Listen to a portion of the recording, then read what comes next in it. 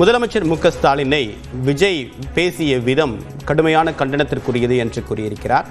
அவருடைய கூட்ட நெரிசலில் ஏற்பட்ட மரணத்தை தொடர்ந்து அவர் வெளியிட்டக்கூடிய வீடியோவை பார்க்கும்போது விஜய்க்கு உண்மையான வலியை இருப்பதாக உணர முடியவில்லை என்றும் சீமான் கூறியிருக்கிறார். இது தொடர்பாக தன்னுடைய கருத்துக்களை பகிர்ந்து கொள்வதற்காக பத்திரிகையாளர் திரு பிரியன் இணைகிறார். சார் வணக்கம்.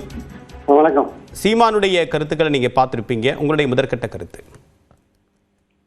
இல்ல, அதாவது விஜய் வெளியிட்ட அந்த வீடியோல வெளியிட்ட அந்த கருத்துக்களை படிக்கும்போது நமக்கு ஒரு விஷயம் தெளிவா தெரியுது. அதாவது அவர் இரங்கல் தெரிவிக்கலன்ற ஒரு விஷயம் இருந்தா கூட அதுக்கு அடுத்தது பாத்தீங்கன்னா ஒட்டுமொத்த அந்த சோக சம்பவத்தையே ஒரு அரசியலா மாத்துறாரு. ஆக்சுவலா முதலமைச்சரை பார்த்து சிஎம் சார் சொல்றது ஒரு பக்கம் இருந்தா கூட பழிக்கு போய் பழி வாங்குறதா என்ன பழி வாங்கு அப்படின்றாரு. இது தனிப்பட்ட விஷயமா, அது பழி வாங்குற விஷயமா? அது ஒரு பொது இடத்துல உங்க கூட்டத்துல ஒரு தள்ளுமுள்ளு நடந்திருக்கு, 41 பேர் மயக்க அடைஞ்சு இறந்து போயிருக்காங்க.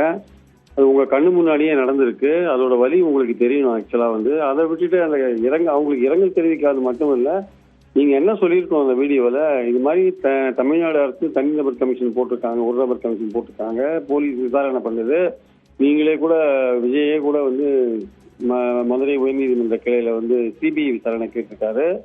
இதெல்லாம் இருக்கும்போது நான் விசாரணைக்கு ஒத்துழைப்பேன், உண்மையை வெளிக்கொண்டு வர பாடுபடுவேன் அப்படின்னு சொன்னீங்கன்னா அது ஒரு தலைவனுக்கு அழகு. இரங்கலும் தெரிவிக்க நேரையும் போக மாட்டீங்க, இரங்கலும் தெரிவிக்க மாட்டீங்க.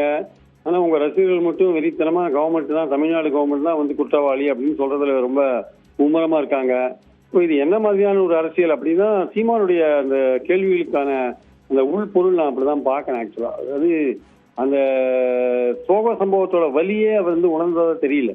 இனிமே ஒரு அரசியலா அதை பண்ணணும்னு நினைக்கிறார். ஆக்சுவலி தமிழ்நாடு கவர்மெண்ட் மேல பலவிதமான குற்றச்சாட்டுகள் இருக்கலாம், அது நீதிபதி உறுப்பினர் விசாரணையில தெரியும், இல்ல கோர்ட் விசாரணையில தெரிய வரும். ஆனால் உங்க கட்சி தொண்டர்கள் 41 பேர் மரணம் அடைஞ்சிருக்காங்க, உங்களை பார்க்க வந்தவங்க மரணம் அடைஞ்சிருக்காங்கன்னா அந்த வலி தெரியாம நீங்க பேசிட்டு இருக்கீங்க, ஒரு அரசியலா மாத்துறீங்க. உண்மை தெரிய வரும், எனக்கு உண்மை தெரியும், உங்களுக்கு உண்மை தெரியும் அப்படின்லாம் நீங்க பேசினீங்கன்னா, உண்மை தெரியும்னா நீங்க போய் சொல்லுங்க, ஒரு நம்பர் கமிஷன்ல சொல்லுங்க, உண்மை தெரியும்னா சொல்லுங்க. ஸோ அந்த பாயிண்ட் பார்க்கும்போது அந்த வலியை உணர்ந்த மாதிரி அவர் தெரியல. சீமான் சொல்றது முற்றிலும் சரி அப்படிதான் என்பது என் கருத்து. மிக்க நன்றி திரு பிரியன்.